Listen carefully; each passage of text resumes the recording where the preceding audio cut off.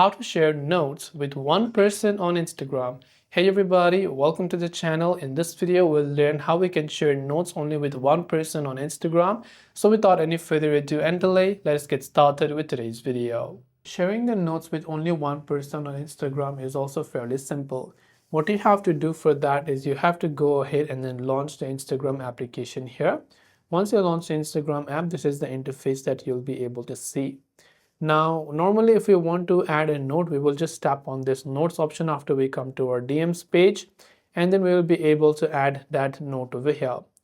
Now, instead of sharing this to our whole friends, we'll tap on it. So instead of sharing this to whole friends and followers, we will select only close people. And we will tap on add people next to close people, and we'll only add that few specific people to whom we want to share the notes with. So if it's one person, select one person. If it's two people, select two people. Then tap on the done button. Then when you've done that, you should be able to go ahead and then tap on this close friends option.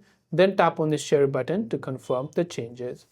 And that way you can share notes with one person on Instagram. I hope this video helped you out. If you have got any further questions, do feel free to leave them down below. As always, thanks for watching and see you soon in the next video.